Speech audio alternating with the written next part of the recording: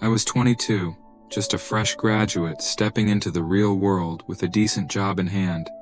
That year was like the first page of a new chapter in my life. I lived with my parents who supported me for the first few years until I can save some money and pay off my school debt. I met her through mutual friends. She was 20, it was a casual get-together, but there was something about her that just captivated me. She was shy, but with a beautiful smile, and her eyes sparkled every time I looked at her. We enjoyed our side chats and shared our phone numbers. I remember our first phone chat, talking about different topics. She was finishing school, full of ambition and zest for life. I admired that about her. As weeks turned into months, our casual meetups evolved into long night talks, weekend dates, and eventually, we fell in love. It was that kind of love that makes you believe in fairy tales. Why not? We were both young, passionate, and in love. She was my friend, lover, and I would always try to find time during my busy workday to send her texts and check on her during her school. We shared everything, from our favorite music, movies, food, to our deepest fears. I felt like I had found my soulmate. Life seemed perfect. I was growing in my career, and she was just about to step into hers. After finishing her school, we decided it was time to take the next big step, moving in together. We found a cozy apartment, not too big, not too small, just perfect for us. Something I can afford with my startup salary. She offered to help when he finds a job. We even got a dog, a golden retriever we named Buddy. He was the last piece that added joy and laughter to our cute home. Everything felt like it was falling into place perfectly. Little did I know this was just the calm before the storm.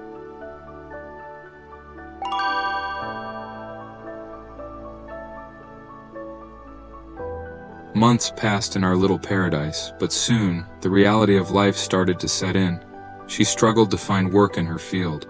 I could see the frustration in her eyes, the strain of rejection weighing her down. I tried my best to support her, both emotionally and financially. "We're in this together," I would often say, hoping to lift her spirits. But deep down, I could sense her frustration. She asked if she can join a nearby gym. She needed the workout for her sanity. She was always passionate about fitness, and it seemed like a good distraction from her job hunt. She started spending more hours there, sometimes even twice a day. I didn't mind initially. I was glad she found something that made her happy. Then he came into the picture. Another gym fanatic. First, he just made comments about her workouts, correcting her form, and then he finally offered to coach her. She mentioned him casually at first, but then his name started popping up more frequently in our conversations. I didn't think much of it, a naive trust I had in our love. But as days passed, her gym sessions became longer, and our time together shorter. One day, a friend mentioned seeing them together at the gym. "Hey, I saw your fiancé at the gym with this dude. They looked a bit too close for comfort. Always laughing, touching, and they even left together."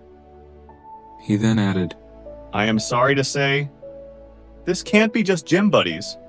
There's more to it." My heart sank. I waited for her to come home that day and confronted her, and after a tense silence, she admitted to it. She had cheated on me. She couldn't help it. He was close, always offering to help, and he tricked her. Her apology was laced with tears and regrets. "It was a mistake. It was a moment of weakness. I promise it won't happen again," she said. I was shattered, but I loved her. I forgave her, believing everyone deserves a second chance.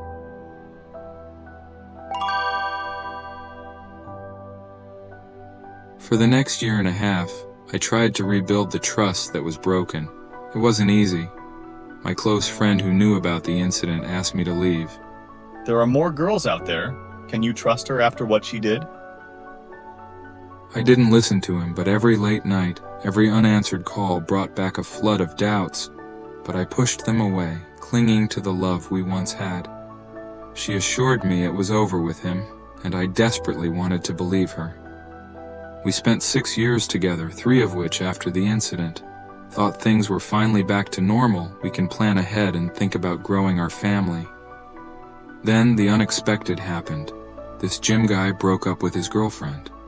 Almost immediately she changed. The distance grew, the arguments started, and the love we had seemed to rebuild, just evaporate into thin air. Before I knew it, she was gone. One day, she came to me and said, I am leaving. I can't take it anymore. I am leaving you. leaving behind a void in my heart and our home. The truth hit me like a ton of bricks. They were together, probably even when I had forgiven her. I was a fool to trust her. I blamed myself as my world crumbled. It was painful because I let that happen. My love and naivety made me wish things would work. Few weeks later, another friend saw them at a restaurant publicly together as a couple, just few months after we split. I was on Instagram and saw them together, her posts screaming happiness with him. Her posts said, I am the happiest I have ever been. I finally found my love. With pics of the two of them every day. This felt like a cruel joke. The woman I loved, the woman I cared for, supported during those 6 years, forgave, now publicizing her happiness with the man she cheated on me with. My friends rallied around me, advising me to block her on social media to move on. But how do you move on from someone who was your everything? I was torn between anger, sadness, and a love that refused to die.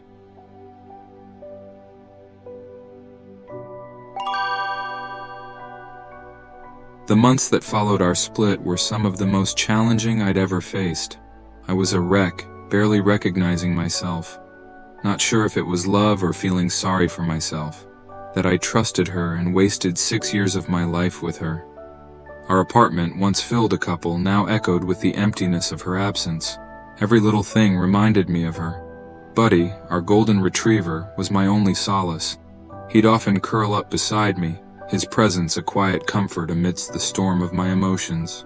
I threw myself into work, hung out with friends, and tried every possible distraction, but I still feel the pain that was a dagger to my heart.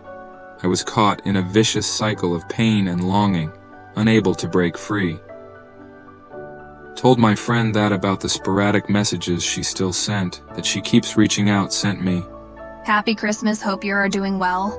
Another at New Year. Happy New Year. Wish you the best in the upcoming year. And others asking about the dog. How is Buddy? I miss him so much. Kiss him for me. It was as if she was still trying to hold on to a thread of our past. But I had reached my limit. All messages were unanswered, cutting off the last avenue of communication between us. It's hard because I was with her a long time, but I'm trying to move on. I went to the gym, got shredded, bought a new house. I am now dating a girl she knows. She used to talk about her and describe her as being hot. I am happy with her but still feel betrayed by my ex. My friend replied, his words kept echoing in my mind. You've already won. Work on healing your ego. I know how deep this betrayal is felt from personal experience. Focus all of your constructive and productive energy on your new life, on your new relationship. Dwelling on this will only hold you back.